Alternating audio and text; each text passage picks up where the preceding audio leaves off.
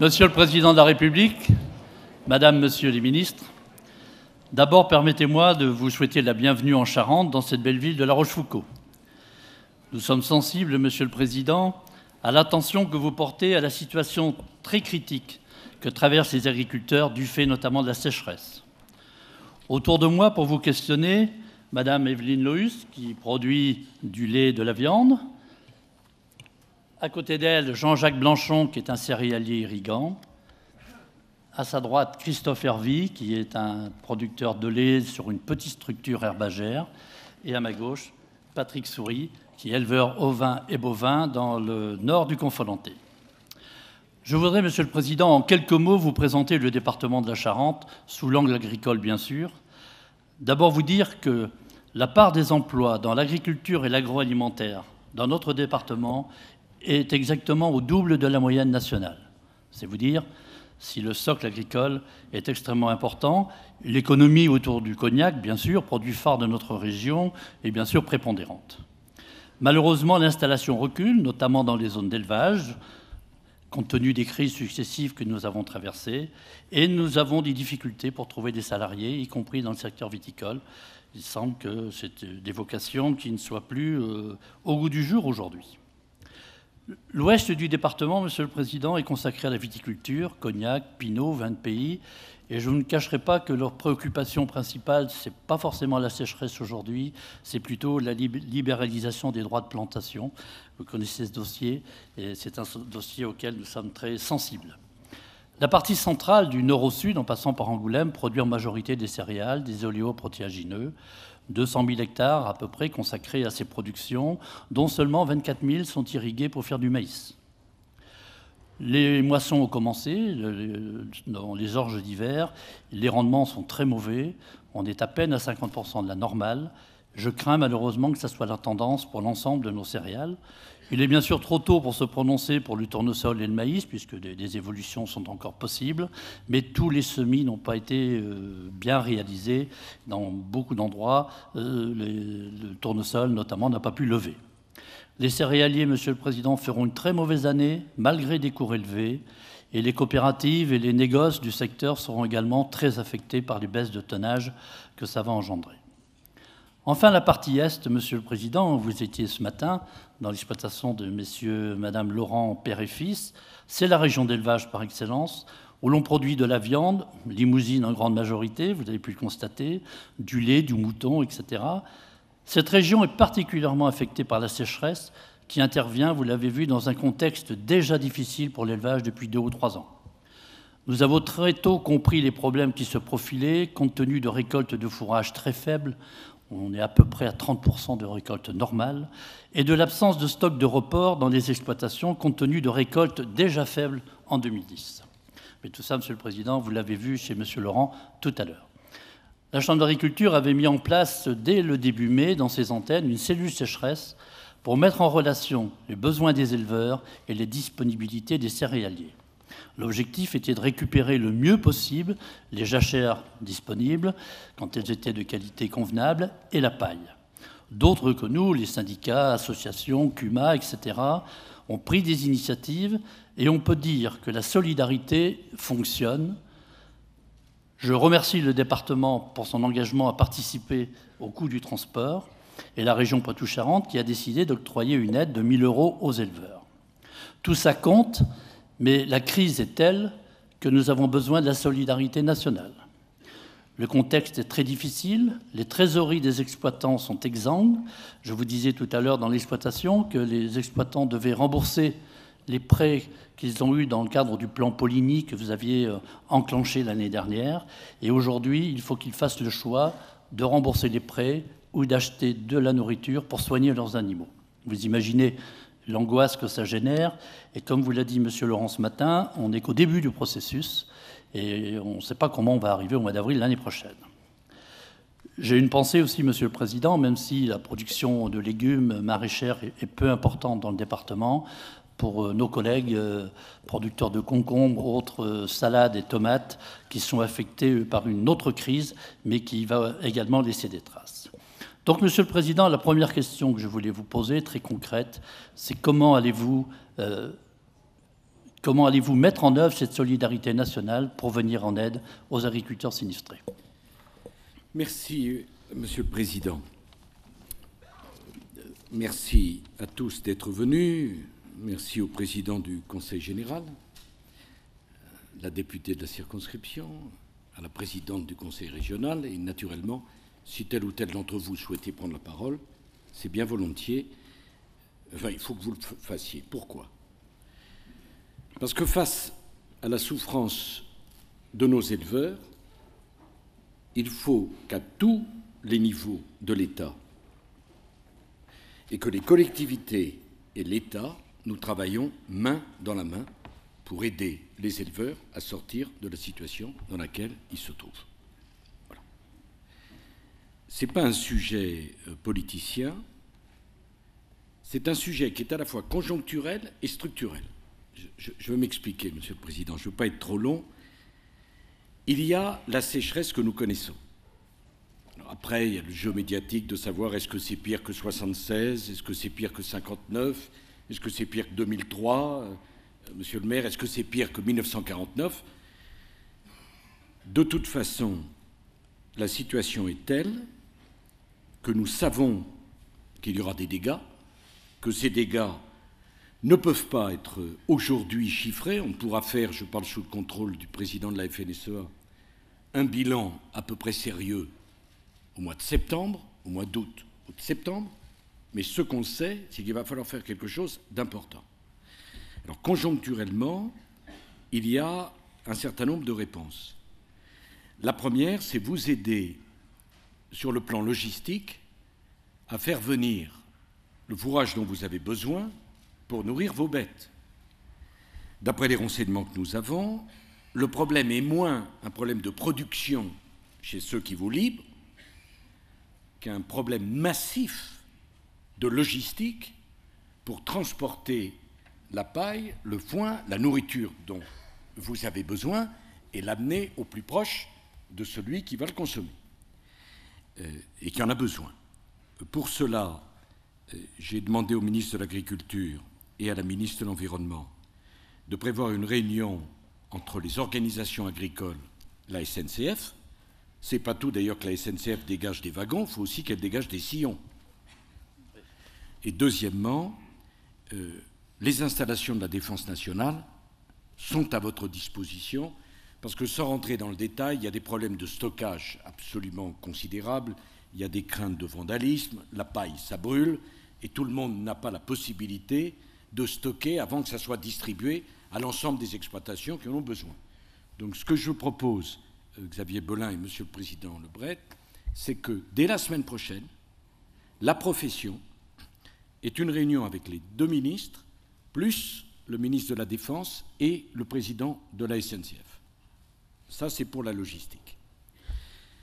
Pour le paiement, vous êtes dans une situation, les éleveurs, qui est catastrophique, où au fond, il faudrait que vous équilibreriez ou que vous choisissiez entre nourrir vos bêtes et rembourser vos prêts. Est-ce qu'on meurt de la peste ou est-ce qu'on meurt du choléra? Donc cette situation ne peut pas être acceptée, ne peut pas être acceptable, et c'est la raison pour laquelle nous allons suspendre tous les remboursements dus au plan de Poligny pour un an. On verra la suite, ce qui fait que vous pourrez consacrer les réserves de trésorerie pour ceux qui sont les vôtres, non pas à rembourser. Alors je l'appelle, Monsieur le Président, le plan Poligny, mais vous voyez ce que je veux dire. Je ne viens pas annoncer la totalité du décalage des remboursements de tous les prêts dans l'agriculture française. Il faut être sérieuse. Mais oui, je sais, bien sûr, c'est normal que vous me le demandiez. Mais enfin, sur le plan de Poligny, on va décaler tous les remboursements pour que vous puissiez consacrer les moyens dont vous disposez à cela, c'est-à-dire à l'augmentation du prix d'un fourrage, d'une alimentation qui vous manque. Alors, il y a d'autres choses que l'on va pouvoir faire. Je voudrais d'ailleurs saluer l'action du Crédit Agricole et de la MSA, qui est une action salutaire, il faut qu'on y aille tous. Le Conseil général, d'après ce qu'on me dit, veut aider pour le transport tant mieux. Je pense qu'avec votre préfet, Monsieur le Président, vous pouvez voir comment on peut, entre les installations de l'armée et la SNCF, faire au mieux, parce que vous savez, il n'y aura pas dans cette affaire les camions ou les trains du Conseil général et puis ceux de l'État, c'est absurde, il y a des éleveurs qu'il faut aider, je suis sûr que c'est votre état d'esprit. Il y a la prime qui a été prévue, me dit-on, par le Conseil régional, ben, c'est très bien. Simplement, je dis à chacun, veillons bien à ce qu'on soit conforme aux règles communautaires, de manière à ce qu'on n'ait pas de soucis, comme on en a connu il y a une dizaine d'années, où il a fallu rembourser ensuite. Je ne dis pas que ce n'est pas le cas, je suis sûr que c'est légal, mais enfin, l'expérience m'amène à dire que l'agriculture française a beaucoup souffert de primes qui n'étaient pas légales et qu'il a fallu rembourser. Bon. Simplement, là aussi, je pense qu'avec les services de l'État, je suis sûr que si chacun y met de la bonne volonté, on pourra sécuriser tout cela. Mais j'ai bien conscience, Monsieur le Président, qu'une fois qu'on aura fait ça, on aura simplement empêché des gens de mourir, mais ce n'est pas pour ça qu'on aura donné les moyens de survivre. Et que par ailleurs, on voit bien que nous aurons à faire face à des problèmes de sécheresse qui risquent, Nathalie le dirait bien mieux que moi, de se multiplier. Bon. Avec l'effet ciseau catastrophique, d'une part, on vous demande de payer plus cher la nourriture des animaux, d'autre part, un certain nombre d'entre vous les évacuent parce qu'ils n'ont pas de quoi leur donner à manger, et il y a un risque que ça effondre les cours par augmentation de l'offre par rapport à la demande. Donc si vous vendez moins cher et si vous produisez plus cher, on se met dans une situation impossible. Donc indépendamment du plan conjoncturel, je souhaite que nous mettions en place un plan structurel de gestion de l'eau pour l'agriculture. Ce n'est pas une petite affaire puisque 50% de la consommation d'eau en France, c'est l'agriculture. Et je voudrais qu'on sorte des batailles sur les retenues collinaires. Et je comprends l'indignation d'un certain nombre d'entre vous qui voient des retenues collinaires pleines et qui ont l'incapacité, parce qu'il y a des recours, dont certains, il faut bien le dire, sont quelque peu abusifs, de les utiliser. Donc ce que je souhaite, c'est que nous puissions, et c'est pour ça que j'ai demandé à Nathalie comme à Bruno d'être là, encourager l'investissement dans les retenues collinaires pour que vous puissiez stocker l'eau quand il y en a et l'utiliser quand il n'y en a pas. Je sais que ça peut poser pour certains des problèmes, je veux dire en dehors de l'agriculture, et en échange de modifications en matière de gestion de retenue d'eau collinaire, je souhaite que l'agriculture française puisse s'engager dans la gestion de l'eau et dans une consommation moins grande de l'eau. Enfin, il s'agit de reprocher à personne, il s'agit de comprendre les choses. L'eau a un coût. L'eau est un bien rare. C'est l'intérêt de tout le monde de ne pas la gâcher. La principale ressource d'eau, c'est l'économie dans la consommation d'eau.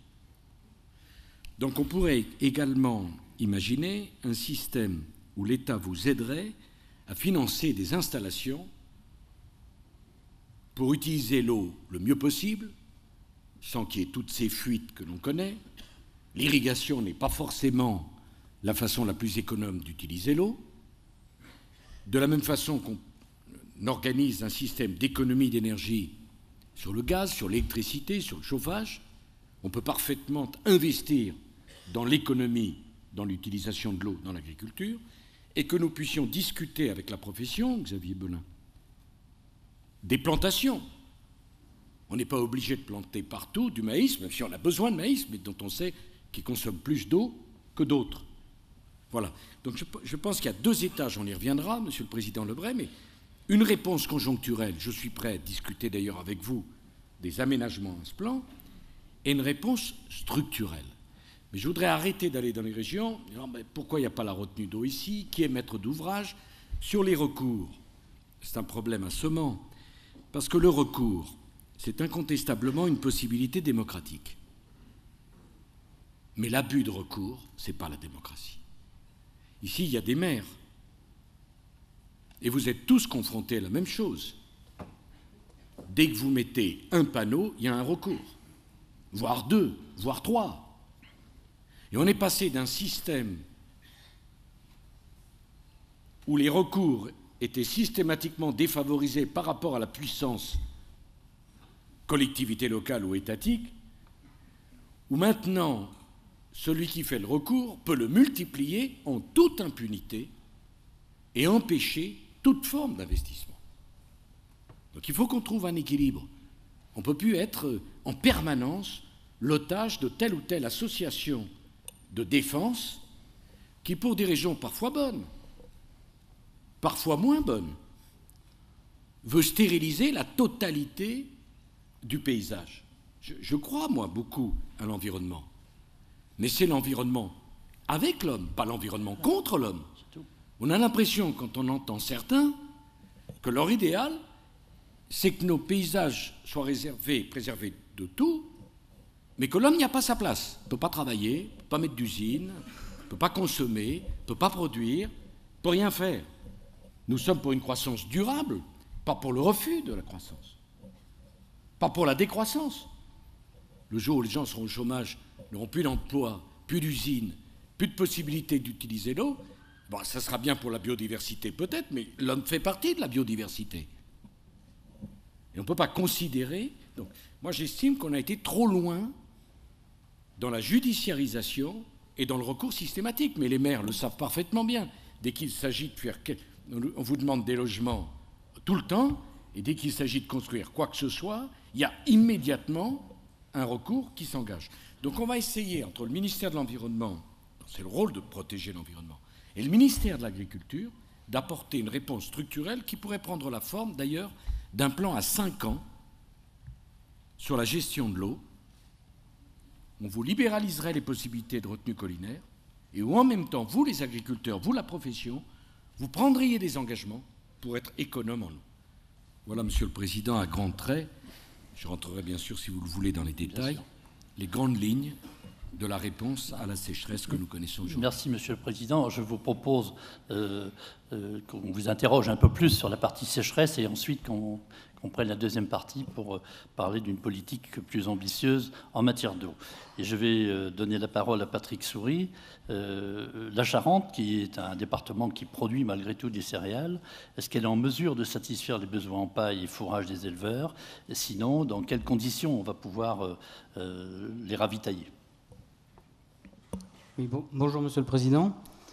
Donc effectivement, les besoins en Charente au jour d'aujourd'hui, je pense qu'on peut dire qu'ils ne seront pas couverts. Et cette question, elle est capitale parce que les éleveurs sont dans une inquiétude forte avec la hantise de ne pouvoir assurer correctement l'alimentation de la totalité de leurs troupeaux dans les jours qui viennent. Le risque d'une décapitalisation excessive, de la casse d'un outil de production, de compromettre notre capacité à rebondir demain, parce que nous espérons tous que cette sécheresse, elle aura une fin. Donc c'est la raison pour laquelle la profession, au niveau départemental, s'est organisée, continue de s'organiser par le recensement des besoins, qui de jour en jour sont plus nombreux, par le recensement de l'offre, du potentiel de l'offre, puisqu'on est au tout début de la récolte, d'optimiser les ressources que nous avions sur le département en appelant au non-broyage, à la mise à disposition des jachères, au fauchage de toutes les parcelles susceptibles d'être récoltables. Mais au jour d'aujourd'hui, nous nous apercevons depuis quelques jours, depuis le début de la récolte, où le tonnage en paille est vraiment minime, que le département de la Charente aura besoin d'un apport extérieur de 60 000 tonnes de paille. Donc depuis quelques jours, nous nous mettons en réseau avec d'autres régions qui pourraient nous secourir. Mais ces régions, elles sont éloignées du département. On est sur des distances de 300-500 km, donc qui génèrent des coûts importants de transport. Il n'est pas rare aujourd'hui de trouver des camions où le coût du transport représente 50% du coût total du camion. Donc ma question, elle est la suivante, Monsieur le Président. Quel dispositif pourriez-vous mettre en place pour faciliter et alléger l'organisation de ces transports de paille, capital pour le maintien de l'élevage dans ce département? Monsieur Soury, c'est ce que je disais il y a un instant. La semaine prochaine, organisons une réunion SNCF, autorité militaire, ministère de l'Agriculture, ministère de l'Environnement, qui est la meilleure façon. Je ne vois pas d'autres réseaux, Monsieur Soury, qui auront la possibilité d'apporter le plus vite possible la paille dont a besoin ce département. Alors, si ça ne suffisait pas, on est prêt, nous, à prendre d'autres mesures avec la profession. La seule chose qui me retient, c'est que je ne voudrais pas que si l'État prend une partie du coût du transport à sa charge, ça se traduise immédiatement par une hausse des tarifs ou du prix de la paille. Et vous le savez très bien les uns et les autres. Enfin, je veux dire, je préfère vous le servir plutôt que vous me le demandiez. Bon, non mais, et c'est là où on a besoin d'une discussion avec la profession. Parce que, à quoi servirait de prévoir un financement de notre part, qu'on peut, si immédiatement ça se traduit par une hausse du prix de la paille ou une hausse du prix des transports. Alors, je crois que c'est pour ça qu'il faut qu'on mette la SNCF vraiment à participation. La vérité, c'est que le savoir-faire en question de transport de la paille, ça fait bien longtemps qu'il a été un petit peu perdu. Hein. Je le vois, on a bien du mal à les convaincre. C'est d'ailleurs pas simplement une question de wagons, c'est surtout une question de sillons. Hein, parce que ça ne sert à rien de mettre des wagons si on ne peut pas les faire rouler. Voilà. Et je voudrais vous dire que nous sommes prêts à agir d'autorité s'agissant du transport pour les quelques semaines qui viennent du fourrage dont vous avez besoin. Parce que justement, la tradition en France, c'est de donner priorité aux wagons et aux trains de passagers sur le fret. Bon. Là encore, on peut considérer qu'il y a quelques semaines qui sont particulièrement sensibles, où il faudra, notamment de nuit, donner la priorité à des trains qui transportent le fourrage. Alors, il y a une 60aine de départements qui sont touchés, mais la Charente, c'est l'un de ceux qui est le plus touché. Donc, ce que je voudrais, c'est que les ministres, avec la profession, déterminent les départements les plus touchés par la sécheresse et que l'on ait, avec la SNCF et la Défense, des moyens qui sont mobilisés. Pour la Défense, ce n'est pas tant les camions, parce que je ne suis pas sûr qu'ils soient faits pour ça. Mais je pense... Monsieur le Président, vous avez des porte-chars à l'armée qui sont très bien pour transporter la paille. En 1976, on s'en était déjà servi. Je me souviens de ça. Mais c'est surtout les possibilités de stockage. Parce qu'il y a deux temps dans le transport. Il y a le transport sur le département et il y a le transport à l'intérieur du département. Voilà. Et je pense que c'est à ce moment-là que vous aurez besoin des installations de la Défense, je parle sous le contrôle du président du Conseil général, pour pouvoir répartir les choses. Voilà. Voilà, Monsieur Souris, ce qu'on va essayer de faire tout de suite. Et vous savez, si j'ai voulu venir avec Bruno Le Maire, donc, je veux saluer la réactivité et la célérité. Bon. Parce que dans toutes ces crises, je sais bien qu'il y a des faits concrets puis une dimension psychologique, avec des gens qui se disent « on nous laisse seuls face à nos problèmes ». Et si le ministre de l'Agriculture a réagi dès le départ, et si j'ai voulu venir, c'est parce que je n'ai pas voulu attendre que la situation atteigne un tel point de paroxysme qu'on est là simplement pour rattraper des dégâts qui sont devenus irréversibles. Donc, le plan que je vous annonce, je ne peux pas le chiffrer complètement, puisqu'on ne connaît pas les dommages complets. Et je vais même vous dire autre chose, Monsieur Souris. Peut-être qu'il va falloir faire d'autres mesures. Mais je voudrais qu'on les détermine, la profession, les collectivités locales et nous, en fonction de l'évolution de la situation et de sa gravité, pour être le plus pragmatique possible. J'ajoute un dernier point. Les agriculteurs, les éleveurs, vous ne venez pas tendre la main. C'est une situation exceptionnelle qui demande une réponse exceptionnelle. Tous ensemble. Voilà. Et je pense que dès la semaine prochaine, on peut organiser cela.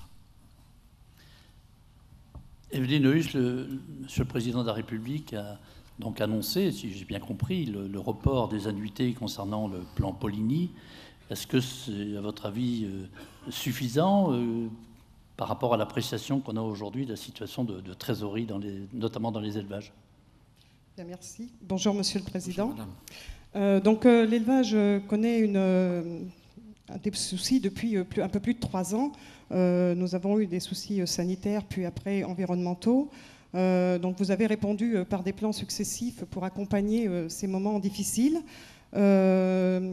Ces moments sont arrivés suite à toutes les mises aux normes que nous avions mis pour répondre aux demandes environnementales d'objectifs de reconquête de la qualité des eaux.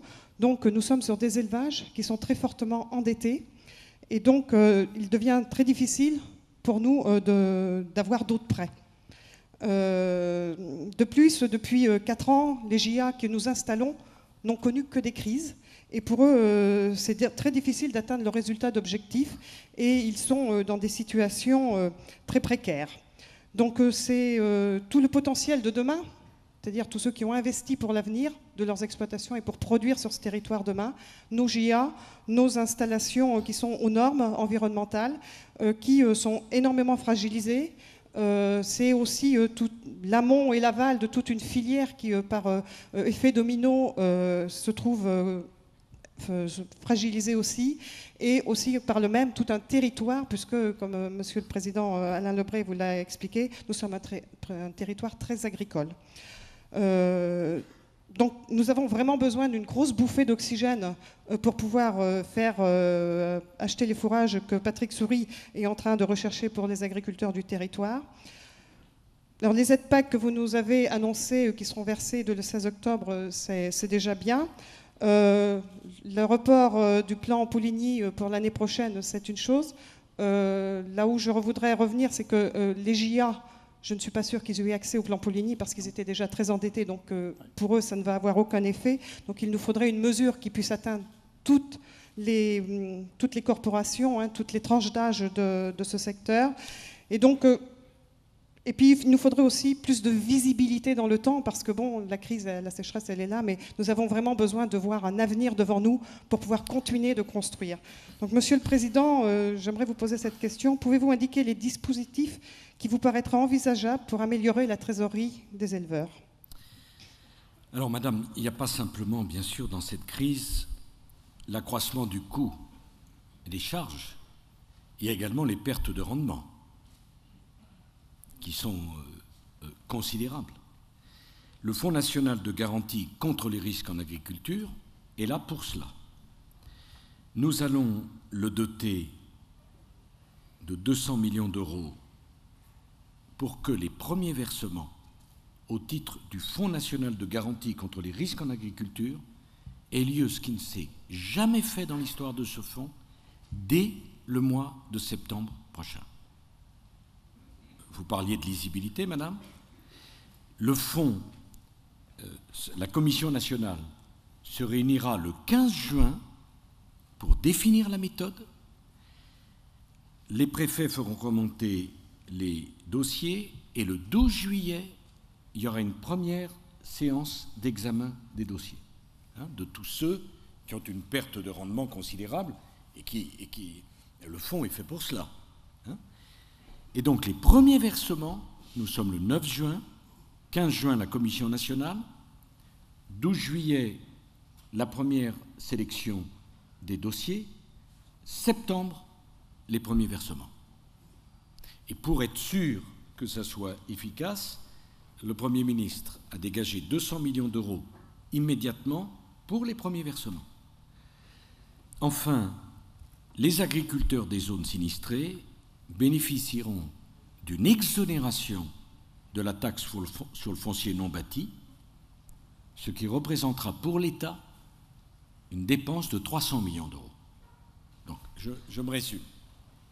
On a le fonds des garanties pour la perte de rendement, l'exonération du foncier bâti complet pour les agriculteurs sinistrés, la mesure que je vous ai annoncée du report de paiement des emprunts Pouligny et ce que je vous ai annoncé sur l'aide à la logistique et au stockage.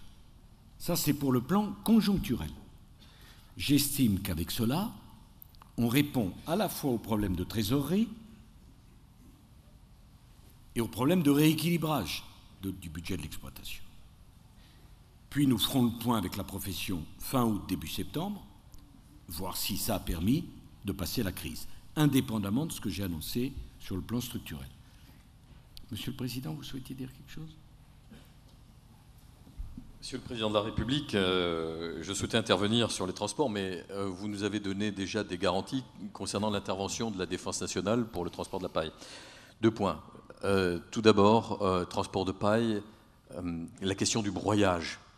Est-ce que c'est au niveau départemental ou au niveau national que doit être décidé de ne pas broyer la paille pour servir ensuite d'aliments au bétail? Premier point. Deuxième point, toujours en matière de transport, et notamment lorsque le transport serait assuré par des professionnels. Est-il possible d'obtenir une exonération des péages autoroutiers lorsqu'il faudra aller chercher le fourrage très loin? Un seul exemple. Pour venir de l'Eure, du département de l'Eure au département de la Charente, c'est pratiquement 200 € de péage. Est-ce que les sociétés autoroutières ne peuvent pas prendre leur part de solidarité, comme le président de la FNSEA, dans son courrier du 19 mai, inviter ses collègues céréaliers à le faire? Puis, dernier point, si vous permettez, je crois qu'il faut qu'on soit à la fois réactif et simple. Moi, je proposerais très volontiers, Monsieur le Président de la République, qu'à l'instar de ce qui s'est fait après l'ouragan de fin 99 qui a touché la région Poitou-Charentes, puisse se mettre en place une cellule au niveau départemental, parce que je crois que c'est le terrain de proximité pour les éleveurs, qui réunirait à la fois l'État, la région qui est engagée dans un programme de défense également des éleveurs, et le département et les professionnels. Nous avons déjà préparé un document, un formulaire très simple pour les éleveurs qui sont à la peine, et nous pourrions ainsi répondre chaque semaine pratiquement aux demandes qui seraient présentées par les uns et par les autres. Parce que je crois que c'est dans l'application concrète que nous serons jugés les uns et les autres. Merci, Monsieur le Président. Sur l'affaire du broyage, j'appelle de façon solennelle tous les producteurs de céréales à ne pas broyer leur paille lors de la moisson et de la laisser de façon à ce qu'elle puisse être transportée pour les éleveurs qui en ont besoin. Mais je pense que le message a été bien répercuté au niveau national par le ministre et par les organisations syndicales, notamment la FNSEA. Il y a incontestablement un problème de solidarité entre les céréaliers et les éleveurs. Sur les péages autoroutiers, moi, j'y suis favorable, que chacun participe un peu à la solidarité nationale, ça ne les mettra pas en cause plus que ça. Donc, franchement, je vous dirais que ça me fera même plaisir de leur demander ce petit effort, parce que si on ne le faisait pas, ça reviendrait à les favoriser. Oui, on n'est quand même pas là pour augmenter leur chiffre d'affaires non plus. Hein, parce que si on multiplie le nombre de camions pour transporter le fourrage dont on a besoin, ça leur fera des recettes. Et comment dit-on à Bercy? Ah, un effet d'aubaine. Bon, on ne peut pas accepter un effet d'aubaine quand même, Monsieur le Président. Voilà. Et sur l'organisation départementale, vous avez raison. Il y a bien sûr des décisions nationales qui doivent être prises, et si je ne les avais pas prises, on me les aurait reprochées, sans doute. Donc je les ai prises. Mais le niveau départemental est naturellement le mieux adapté pour apporter la réponse au drame que vivent tel ou tel éleveur. Bruno Le Maire. Oui, juste, Monsieur le Président, pour répondre à l'interrogation que je sais très forte sur l'avenir de l'élevage en France. Parce que je sais que cette crise, à nouveau, ça fait que des dizaines de milliers d'éleveurs se posent la question en France de savoir si ça vaut le coup de continuer. Ça vaut le coup de travailler 24 heures sur 24, 7 jours sur 7, 365 jours sur 365 pour un revenu de misère.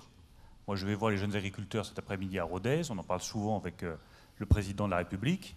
Je sais bien qu'en termes d'installation, en termes d'engagement sur l'élevage, qui est un métier de passion, il y en a beaucoup qui commencent à reculer et à se dire que ça ne vaut plus le coup. Et nous sommes convaincus, avec le Président de la République, que l'avenir est à l'élevage en France, que c'est un secteur stratégique et qu'il faut le défendre. Et pour ça, on a pris 2 décisions très concrètes et à mon avis très utiles. La première, c'est de demander dès le mois de janvier au commissaire européen Dacian Cioloș d'avoir un groupe à haut niveau sur l'avenir de la filière d'élevage en France et en Europe. Qu'on nous ouvre des perspectives. Il a donné son accord il y a 1 semaine, après 4 mois de négociations. Parce qu'un groupe à haut niveau, ça veut dire quoi? C'est ce qu'on a obtenu sur le lait, ce qu'on a fait sur le lait. Ça veut dire qu'on obtient ensuite des dispositions législatives pour maintenir dans la PAC d'après 2013 des instruments d'intervention financiers quand il y a une crise. Aujourd'hui, la réalité, c'est quoi? Il y a une crise, les prix baissent parce que certains d'entre vous sont obligés de décapitaliser et de vendre leurs bêtes pour financer leur fourrage, et l'Union européenne n'a pas la capacité de vous donner le filet de sécurité pour intervenir sur le prix. Nous, ce que nous voulons avec le Président, c'est une régulation qui permette d'intervenir sur le marché des bovins lorsque le prix s'effondre. C'est le groupe à haut niveau, c'est ce que nous avons obtenu, et il y aura une loi qui résultera de ce groupe à haut niveau, qui vous donnera un filet de sécurité sur le prix après 2013. Ça vous offre une vraie perspective pour l'élevage qui me paraît absolument essentielle. Le deuxième point, c'est la bataille que le Président de la République livre en matière de négociation commerciale pour qu'il y ait une stricte réciprocité entre les règles environnementales, sanitaires très strictes qu'on vous demande dans le cadre de l'Union européenne et celles qu'on demande à nos grands partenaires brésiliens ou argentins. Si nous nous sommes opposés à la conclusion de l'accord Union européenne-Mercosur, c'est parce qu'on veut une stricte réciprocité dans les règles et qu'on ne peut pas vous demander d'appliquer des règles strictes ici en France si c'est pour importer librement des bêtes qui ne respectent pas les mêmes règles sanitaires ou environnementales.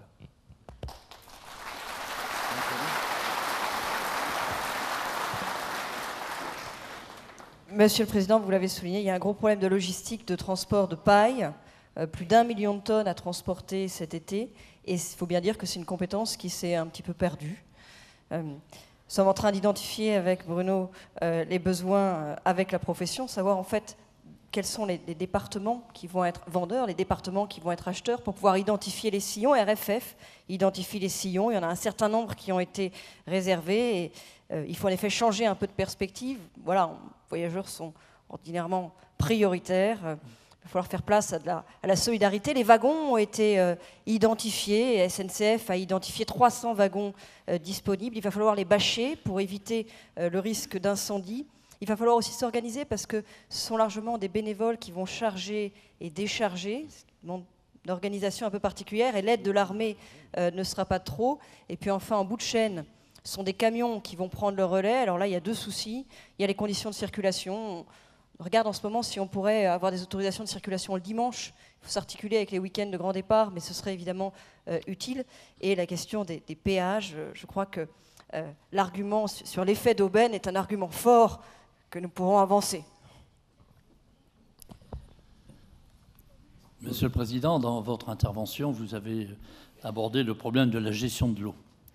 Effectivement, le changement climatique, qui est déjà en cours et qui devrait s'accentuer, va nous rendre de plus en plus fragiles et de plus en plus sujets à des sécheresses, voire à des inondations à d'autres moments. Vous l'avez dit, on a les moyens, on sait faire pour stocker l'eau qui est en excès dans l'hiver, pour l'utiliser l'été. Nous butons bien sûr sur un certain nombre de difficultés, même si en Charente, on a déjà fait beaucoup de choses. Et je voudrais donner la parole à Jean-Jacques Blanchon, qui est président de la coopérative de gestion de l'eau de Charente-Amont. Bien, Monsieur le Président de la République, bonjour. Vous avez compris, l'irrigation sur notre territoire est un facteur de développement très important. Le problème, c'est que tout le monde n'a pas accès à l'eau.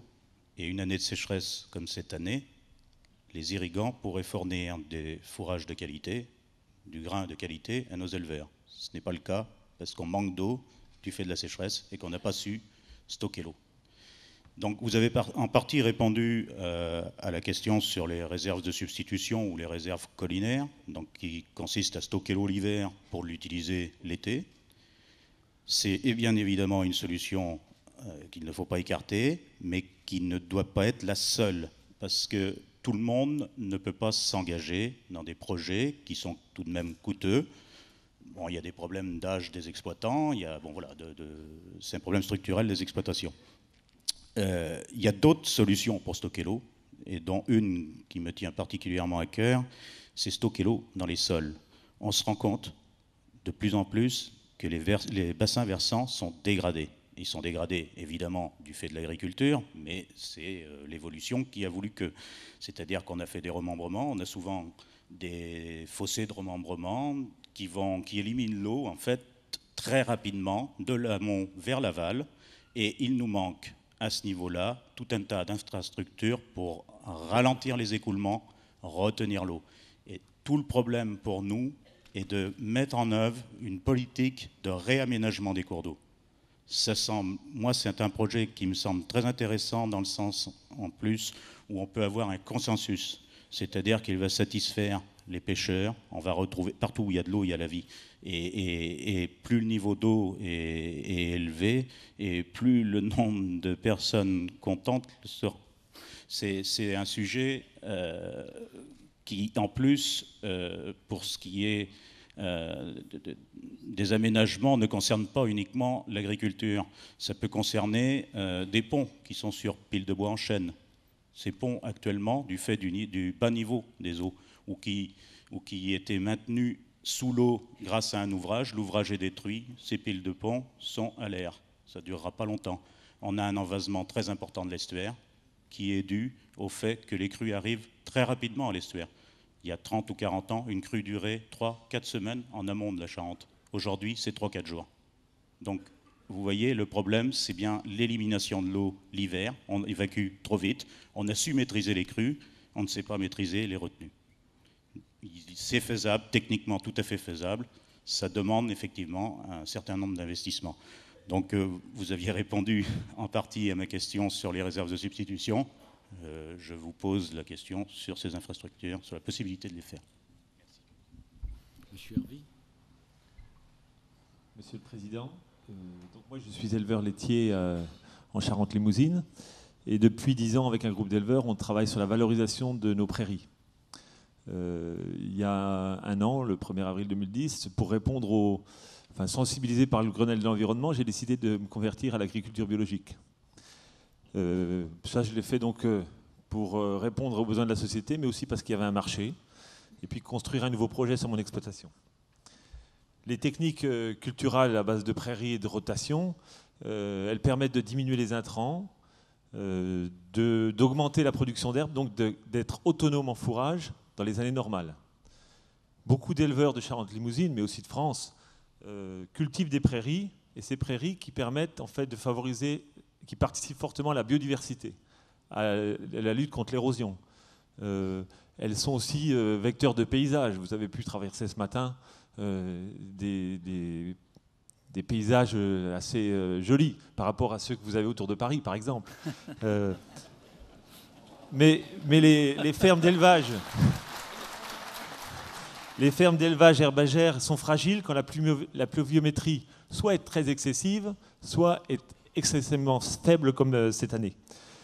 Surtout qu'il n'existe pas en plus d'assurance fourrage pour l'herbe.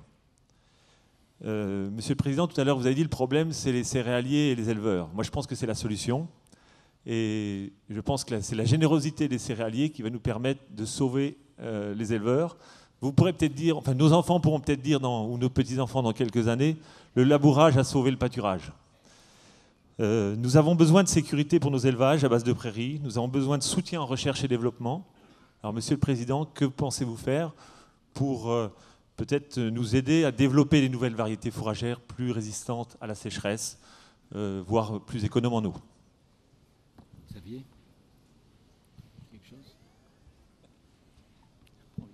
Bien, Monsieur le Président, d'abord, moi je voulais vous remercier de votre présence ce matin ici en Charente. Vous avez compris que la détresse était grande dans les campagnes françaises. Elle l'est bien sûr à cause de cette sécheresse, elle l'est aussi parce que, nous le sentons bien, nous sommes dans une économie mondialisée qui ne nous fait pas de cadeaux et qu'au-delà des aspects de sécheresse, l'ensemble des questions économiques vont se trouver sans doute à nouveau renforcées. Vous avez évoqué, Monsieur le Président, la question de l'élevage et du prix de la viande bovine. Je veux témoigner que depuis 3 semaines à peu près, nos abattoirs, nos marchés de vivres sont engorgés parce que beaucoup d'éleveurs décapitalisent. Et évidemment, ça a pour effet d'effondrer le cours. D'ailleurs, depuis 2 semaines, on n'a plus de cotation, ce qui en dit long quand même sur le sujet. Moi, j'attends aussi de Bruxelles que Bruxelles prenne des mesures de dégagement de marché Ça me semble essentiel dans cette phase où les marchés sont extrêmement encombrés.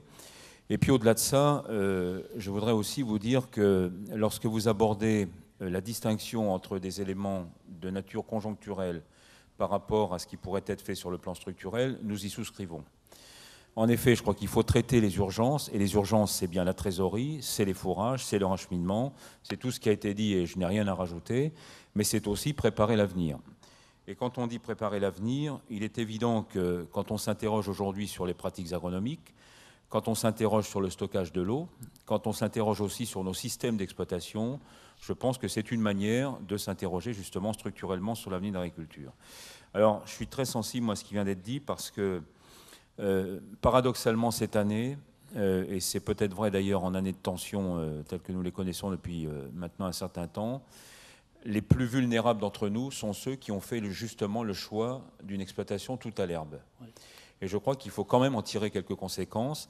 La législation aujourd'hui est extrêmement rigide. Un exploitant qui a 100% de sa surface en herbe n'a aucune marge de manœuvre. Il ne peut pas retourner 5-10% de ses surfaces en herbe pour y produire autre chose qui lui permettrait quand même de faire un peu de stockage, de fourrage. Donc on a besoin quand même d'un peu de souplesse. Et sans aller trop loin sur le sujet, moi je suis tout à fait favorable à ce que nous regardions ensemble, et je dis bien ensemble parce que c'est à la fois du ressort de l'agriculture, c'est aussi du ressort de l'écologie et de l'environnement, comment nos systèmes peuvent s'adapter à des situations qui sont des situations critiques. Et puis un dernier mot, parce que celui-là évidemment est pour nous très important, c'est de faire en sorte que nous ayons la capacité à l'avenir de maintenir la grande diversité de l'agriculture française. Et rien ne serait pire que de tomber dans des schémas simplistes par des raisons ou à cause de raisons externes qui sont par exemple celles que nous vivons en ce moment, et vous me permettrez de faire une toute petite parenthèse pour avoir une pensée pour les producteurs de légumes qui aujourd'hui sont victimes d'une situation qui leur est complètement étrangère, d'une mauvaise communication de nos voisins allemands et qui, depuis maintenant une douzaine de jours, ne permet plus aux producteurs de légumes, de concombres, de tomates en particulier, de pouvoir écouler leurs marchandises auprès de nos consommateurs. Je dis tout ça parce que ça montre à la fois les limites sans doute d'une économie agricole mondialisée et standardisée.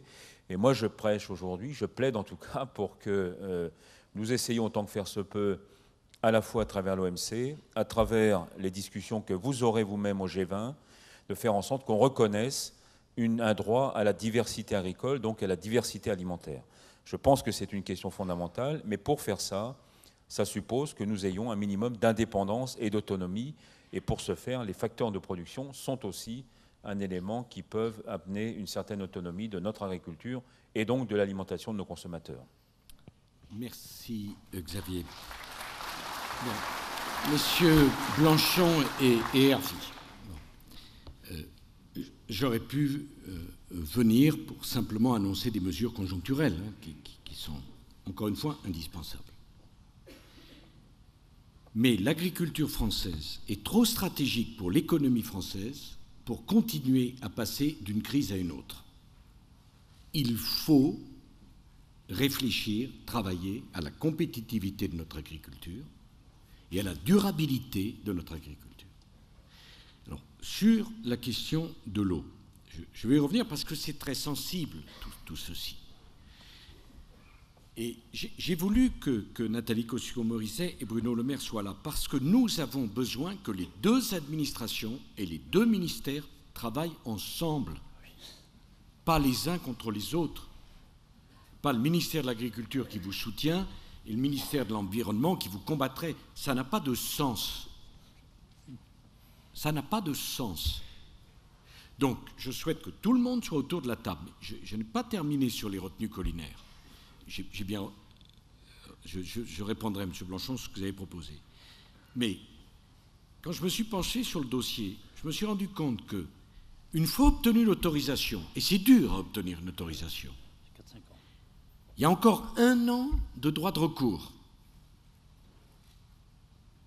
Et une fois obtenue la mise en service, il y a encore 6 mois de possibilité de recours. Donc j'ai demandé à ce qu'on regarde juridiquement la totalité des recours pour savoir ceux qui ont une chance de prospérer, ou ceux qui sont, pardon de le dire, sur des intérêts moins légitimes. Et nous sommes prêts à aller, y compris au Parlement, pour apporter une réponse à cela. Monsieur Lebret et Xavier Benin, je pose qu'une seule condition, c'est que dans le même temps, la profession s'engage à investir avec nous, et on l'aidera, sur l'économie de l'eau et sur la nature des cultures, Xavier Belin, des cultures. Mais le tout maïs irrigué, ce n'est pas soutenable partout. Ce n'est pas de critiquer le maïs que de dire ça. Hein. Moi, je retiens l'expression du président de la FNSEA sur la diversité. Bon. Et je suis sûr que si vous, les agriculteurs, vous, les éleveurs, vous mettez ça sur la table, nous, on pourra aller assez loin sur la question du retenu collinaire. Alors, après, sur ce que vous avez dit sur le niveau des cours d'eau, dans la limite des réglementations européennes assez sévères sur les seuils, hein, sur le bon état de l'eau. Il y a d'autres solutions. Hein. On peut également promouvoir les zones humides. Il y a des tas de choses qu'on peut faire. Et dans cette région, c'est un sujet qu'on peut parfaitement traiter et envisager. Mais à partir du moment où la profession s'engage elle-même dans la gestion de l'eau, dans le respect de l'eau, et dans la réflexion sur l'avenir des cultures en France, nous, on va pouvoir débloquer le parcours du combattant administratif extravagant pour faire des retenues collinaires. Ça, c'est une première remarque. Deuxième remarque, d'ailleurs, je souhaite que sur la maîtrise d'ouvrage, hein, le président de la Chambre d'agriculture, quand les chambres d'agriculture voudront être maîtres d'ouvrage, je souhaite qu'ils puissent l'être. Car après tout, il y a de la compétence là. Hein, et ça serait, me semble-t-il, Monsieur le Président, une opportunité formidable à donner aux chambres d'agriculture. Troisième remarque, qu'est-ce qui est en cause dans tout ceci? Est-ce que la France reste une terre de production agricole ou pas? Ce n'est pas un petit sujet, c'est un sujet absolument capital. C'est toute la préférence communautaire. On ne peut pas continuer à importer en Europe la viande venant de pays fort sympathiques par ailleurs, mais qui ne respectent aucune des contraintes environnementales, sociales, animales que l'on impose à nos propres éleveurs. À quoi cela sert-il? Je vais faire la liaison avec l'affaire des producteurs de fruits et légumes. À quoi cela sert-il d'imposer à nos éleveurs des règles si on fait venir de la viande d'Argentine, du Mercosur ou de Nouvelle-Zélande qui ne respectent aucune règle? Je ne suis même pas sûr que le mot traçabilité se traduise en la matière. Bon. Donc c'est en rien, je suis contre le protectionnisme. Que les choses soient claires. Et nous sommes une grande puissance agricole exportatrice. On ne va pas plaider pour le protectionnisme. Mais nous devons plaider pour la sécurité alimentaire. Et ça me permet de faire le lien entre le problème des éleveurs aujourd'hui et le problème des producteurs de fruits et légumes. On voit bien qu'en Europe, il n'y a pas d'un côté, il ne devrait pas y avoir d'un côté les pays producteurs et les pays consommateurs, car nous sommes tous consommateurs. Et quand il y a un problème de sécurité alimentaire, c'est tous les consommateurs d'Europe qui se mettent à protester et à manifester. Et quand il y a une erreur chez un de nos partenaires, c'est le consommateur français qui se dit « il y a une erreur chez les autres, est-ce qu'il n'y aurait pas une erreur chez nous ?» Et c'est profondément injuste pour la profession. Alors, je dis, Xavier Belin, aux producteurs de fruits et légumes que nous avons dégagé aujourd'hui même une enveloppe de 210 millions d'euros pour les aider, parce qu'ils n'y sont pour rien. Il y a un problème avec les concombres en Allemagne, et voilà que ça pénalise la consommation de fruits et légumes, de tous les fruits et légumes, en France, alors que c'est la grande saison. Donc c'est pas possible. Et la préférence communautaire, qui n'est pas du protectionnisme, se fait au nom de la sécurité alimentaire que nous devons aux consommateurs. Voilà. Je crois que ça, c'est quelque chose qui est en jeu dans la présidence française du G20 et du G8. C'est un sujet immense. Et autre sujet, c'est la variation effrayante du prix des matières premières agricoles. Alors vous avez employé le mot générosité des céréaliers. Ça, vous êtes un bon collègue. Hein. Quand nous avons fait le bilan de santé de la PAC, où on a quand même pris 1 milliard d'euros aux uns pour le donner aux autres, ça n'a pas été simple. Disons qu'on a encadré la générosité. Hein. Disons que là, on l'a encouragée, la générosité. Elle n'était pas d'un enthousiasme immense. Bon. Mais moi, je vais vous dire une chose. On a besoin des céréaliers. Et on a besoin des éleveurs. Et on n'a certainement pas besoin d'une guerre picrocolline entre vous. Ça n'a aucun sens. Ça n'aurait aucun sens. Mais la régulation du prix des matières premières est un objectif que nous nous sommes fixés et que nous tiendrons. Sur les marchés mondiaux qui sont les vôtres, il est quand même profondément anormal qu'un intervenant puisse acheter 15% du marché physique d'une matière première sans en payer 1 centime d'euro et revendre cette quantité 3 mois après en empochant la plus-value sans avoir pris le moindre risque. C'est scandaleux, c'est inacceptable. Bon. Pourquoi ? Que les prix des matières premières augmentent quand il y a de la sécheresse, moins d'offres et plus de demandes. Il n'y a rien à dire, Monsieur le Président Lebrun. Il n'y a rien à dire. Enfin, rien à dire. C'est dommage, mais il y a des tant mieux pour le producteur, tant pis pour le consommateur, mais il n'y a rien à dire. Je veux dire que si c'est un déficit d'offres par rapport à une augmentation de la demande, on est dans un mécanisme normal de marché. Mais quand en plus des phénomènes spéculatifs viennent se brancher dessus, là, c'est profondément anormal et profondément scandaleux. Enfin, sur l'autorisation de circulation le dimanche. Ne croyez pas que je suis un obsédé du travail le dimanche, mais franchement, il y a des choses que je ne comprends pas.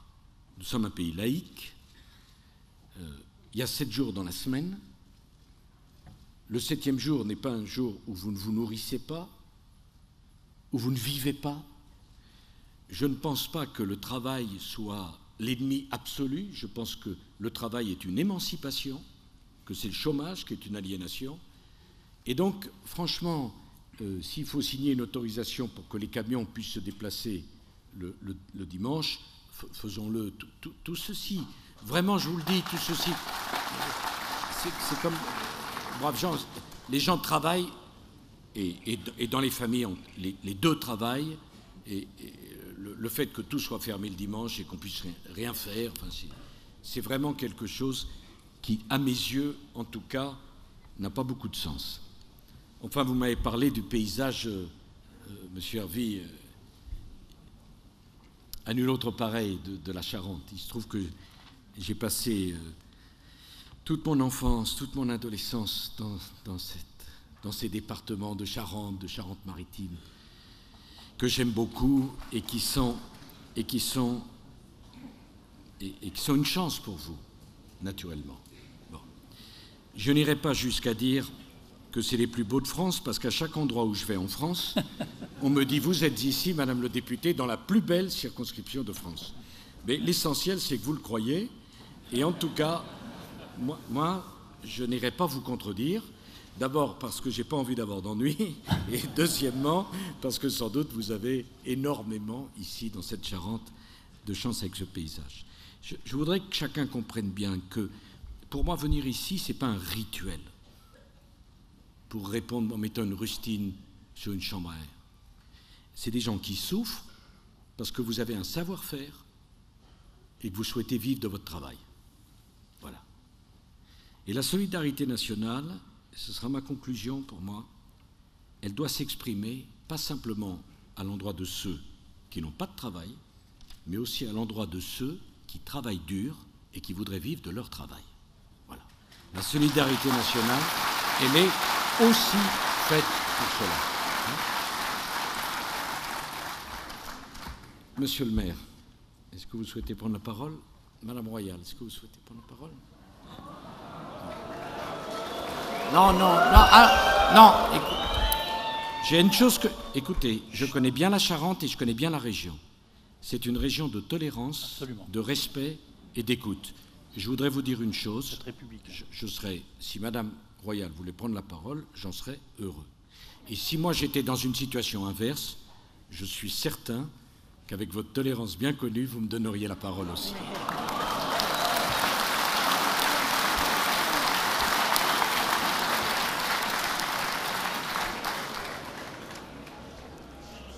Monsieur le Président de la République, soyez-en assuré, je connais les règles de la courtoisie républicaine et par conséquent, je suis sensible au fait que vous me passiez à l'instant la parole. Tout d'abord, je voudrais vous rassurer sur la légalité des primes régionales.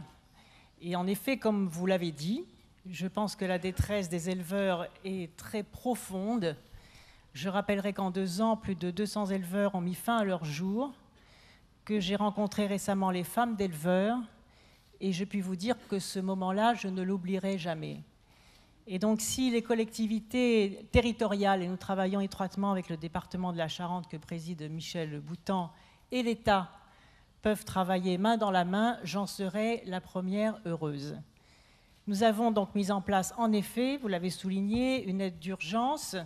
J'ai signé ces premières aides d'urgence, donc les paiements arriveront dans les fermes dans les 8 jours qui viennent. Un certain nombre d'éleveurs, nous avons mis sur la table 5 millions d'euros et nous allons tenir compte aussi de la gravité de situations comparatives entre les éleveurs. Et donc ces aides pourront aller jusqu'à 2000 voire 2500 euros par élevage en fonction de la gravité de la situation.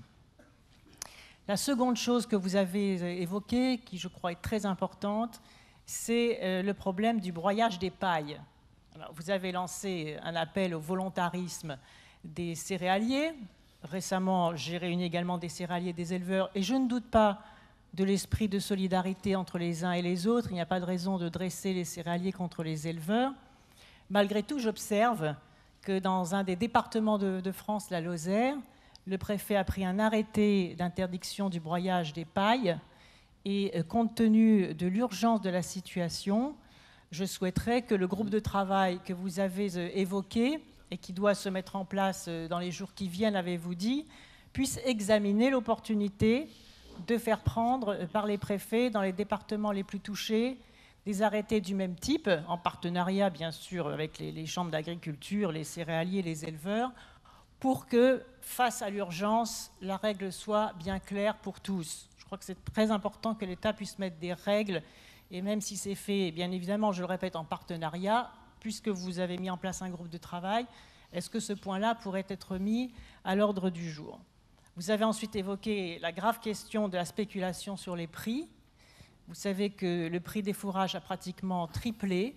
Alors on ne peut pas en effet d'un côté donner des aides et de l'autre voir que ces aides sont immédiatement englouties dans une spéculation sur les prix. Le Code de commerce permet le blocage des prix pour une durée limitée de 6 mois.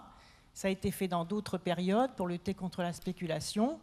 Donc, est-ce que le groupe de travail que vous avez mis en place pourrait également examiner l'opportunité de prendre rapidement un décret de blocage des prix des fourrages au niveau du cours de l'année dernière, par exemple, pour que les éleveurs puissent accéder à cette ressource à des prix normaux. À cela viendra s'ajouter la décision que vous avez prise d'un transport par voie ferrée, par les moyens militaires. Je pense que c'est une bonne décision qui sera d'autant plus opérationnelle que le blocage des prix pourra intervenir. La troisième proposition qu'ont fait les éleveurs, c'est la question de la possibilité de nourrir très rapidement les troupeaux à partir des céréales qui sont actuellement destinées à l'exportation. Monsieur Belin connaît bien le sujet, puisqu'il est président du comité de surveillance du port de La Rochelle. Je sais qu'il a regardé cette question de près. Il y a eu en 1976 une décision qui avait été prise. Bon, c'est toujours utile de voir ce que nos prédécesseurs ont fait pour répondre à la gravité d'une telle crise, qui a été de réorienter vers les éleveurs une partie des céréales destinées à l'exportation. Il y a en effet actuellement une spéculation extrêmement grave sur le marché mondial sur les prix de l'alimentation. Alors, bien évidemment, c'est logique. Les céréaliers sont encouragés à exporter leurs céréales vers le marché mondial, puisque, effectivement, les prix sont plus élevés. Et à partir du moment où il n'y a pas de contre-règles, eh bien, cette logique-là vient encore plus renforcer la difficulté de l'approvisionnement de l'élevage français. Et moi, je considère que la production céréalière française doit prioritairement aller, au moins pour une partie d'entre elles, vers l'alimentation des troupeaux et vers le soutien aux éleveurs français. Est-ce que, donc, sur ce troisième point, la commission de travail que vous allez mettre en place pourrait examiner dans quelle mesure nous pourrions décider une réquisition partielle, bien évidemment rémunérée, bien évidemment, d'une partie des céréales pour les réorienter très rapidement vers les élevages, puisque les moissons commencent actuellement. Si il y a une partie de prélèvement pour les élevages, il va falloir le dire assez rapidement pour permettre l'ensilage. Et donc cette mesure-là est une mesure qui permettrait immédiatement de sortir les éleveurs de la détresse, puisqu'ils pourraient avoir accès immédiatement aux céréales pour pouvoir nourrir leurs troupeaux. Et donc je souhaiterais que cette question-là puisse également être inscrite à l'ordre du jour de la commission de travail que vous avez annoncée. Voilà, Monsieur le Président, les trois propositions qui ne viennent pas de moi, qui sont le fruit d'un travail que nous avons fait avec les éleveurs et les céréaliers, avec les chambres d'agriculture que j'ai réunies récemment, avec les acteurs de terrain et les élus locaux. Et je pense que si nous allons collectivement dans la même direction, nous pourrions répondre efficacement aux problèmes qui nous rassemblent aujourd'hui. Merci, Madame. Alors, trois réponses. Sur l'interdiction du broyage des pailles, je suis d'autant plus d'accord que nous avons pris la décision, il y a déjà 10 jours, d'autoriser tous les préfets à prendre des arrêtés d'interdiction du broyage des pailles. Bruno Le Maire, il y a 10 jours, a réuni l'ensemble des préfets pour leur dire, en fonction de la situation dans votre département, vous pouvez prendre un arrêté d'interdiction. Donc, en quelque sorte, Madame, on a précédé votre demande, c'est fait. Sur la question du blocage des prix, attention. Alors, qu'est-ce qu'on a fait ? Nous avons contractualisé, je parle sous le contrôle du président de la FNSEA, pour quand même 1 million de tonnes de paille à 25 € la tonne, entre les céréaliers et les éleveurs. Vous conviendrez avec moi, Madame, que la contractualisation, c'est la même chose que le blocage des prix, sauf qu'au lieu de les contraindre, on les engage dans un processus de rencontre. Si on veut assurer, de mon point de vue, j'ai tort, mais enfin je crois ça, l'unité du monde agricole, mieux vaut agir par la persuasion et la contractualisation que par le blocage. Parce que quand on fait le blocage pour les uns, les autres se diront, le moment venu, est-ce qu'il me fera la même chose ? Par ailleurs, j'ai noté que les agriculteurs en ont plus qu'assez d'être pris pour des cantonniers, des fonctionnaires de la ruralité, mais qui veulent être pris pour des chefs d'entreprise, payés avec un prix qui est le prix de leur savoir-faire. Et j'ai peur que le blocage des prix, même s'il est, et j'ai noté ce que vous avez dit, provisoire, naturellement, ça ne peut pas être une solution. Donc, je préférais qu'on s'engage dans une contractualisation, comme on l'a fait, 25 € la tonne, ça garantit pour ceux qui l'achètent que les prix des fourrages ne flambent pas. Donc, Madame, si on n'arrivait pas à généraliser et aller encore un peu plus loin sur la contractualisation, on peut maintenir le blocage comme une menace. Mais je préfère la contractualisation. Je suis persuadé qu'en France, l'incitation et la responsabilisation, c'est mieux que la prohibition. Troisième chose, sur les céréales à l'exportation.